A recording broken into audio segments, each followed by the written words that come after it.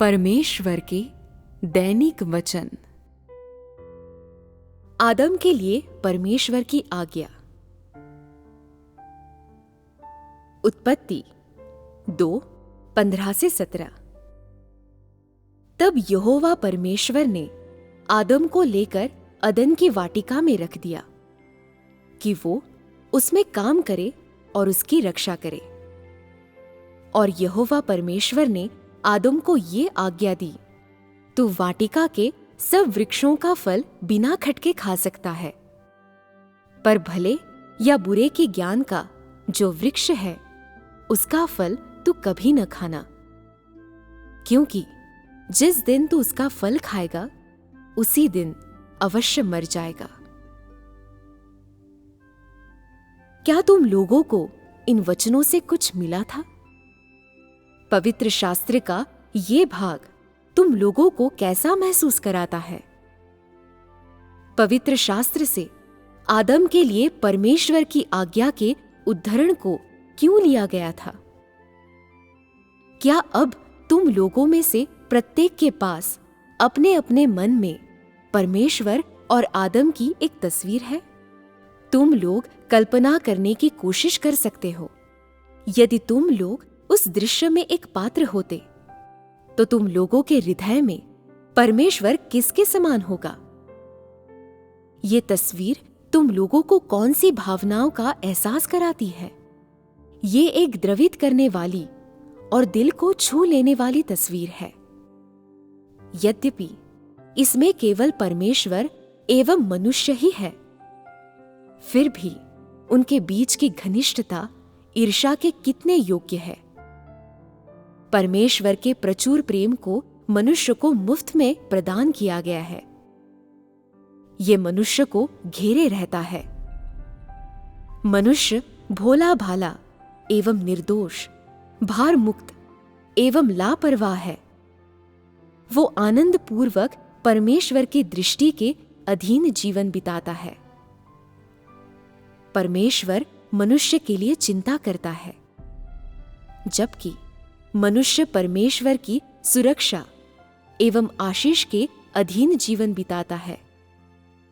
हर एक चीज जिसे मनुष्य करता एवं कहता है वो परमेश्वर से घनिष्ठता से जुड़ा हुआ होता है और उससे अविभाज्य है। तुम लोग कह सकते हो कि ये पहली आज्ञा है जिसे परमेश्वर ने मनुष्य को दिया था जब उसने उसे बनाया था।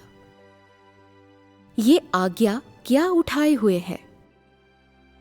ये परमेश्वर की इच्छा को उठाए हुए है, परंतु साथ ही ये मानव जाति के लिए उसकी चिंताओं को भी उठाए हुए है।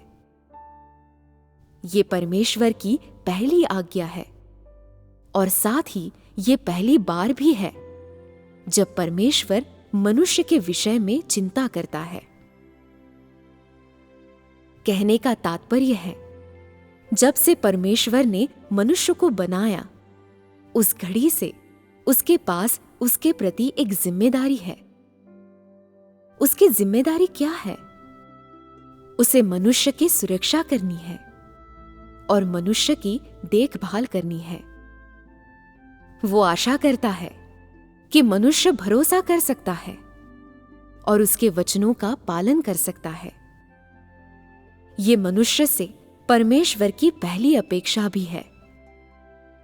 इसी अपेक्षा के साथ परमेश्वर निम्नलिखित वचन कहता है, तू वाटिका के सब वृक्षों का फल बिना खटके खा सकता है, पर भले या बुरे के ज्ञान का जो वृक्ष है उसका फल तू कभी न खाना, क्योंकि जिस दिन तू उसका फल खाएगा उसी दिन अवश्य मर जाएगा। ये साधारण वचन परमेश्वर की इच्छा को दर्शाते हैं। वे ये भी प्रकट करते हैं कि परमेश्वर के हृदय ने पहले से ही मनुष्य के लिए चिंता प्रकट करना शुरू कर दिया है।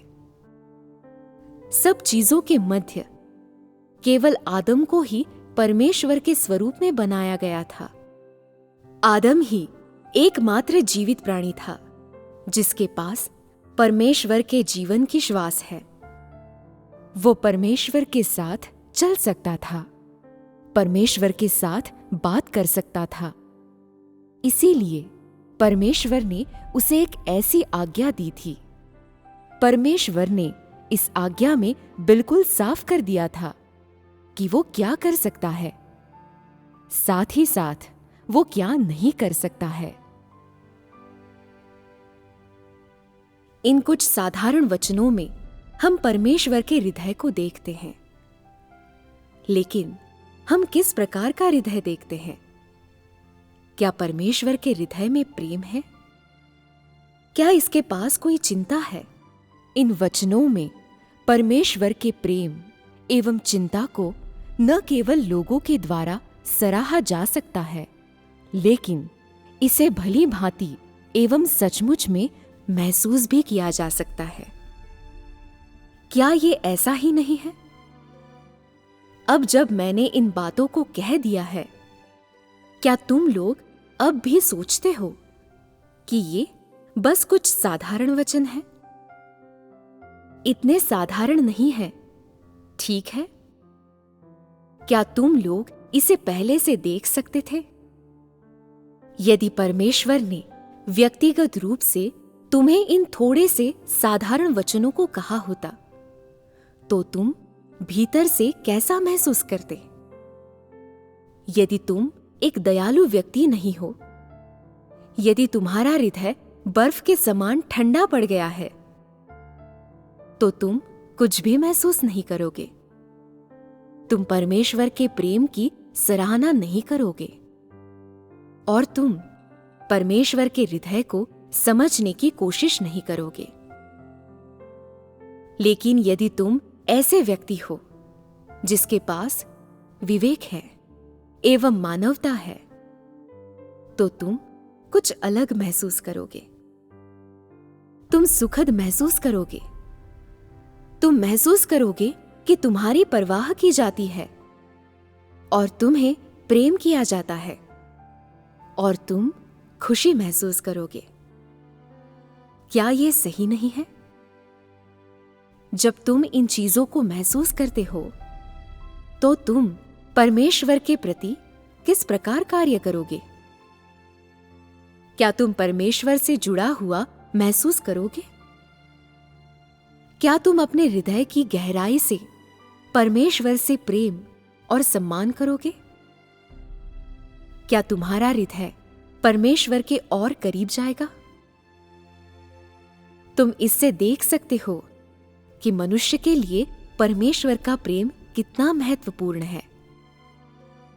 लेकिन जो और भी अधिक महत्वपूर्ण है, वो परमेश्वर के प्रेम के विषय में मनुष्य की सराहना एवं समझ है।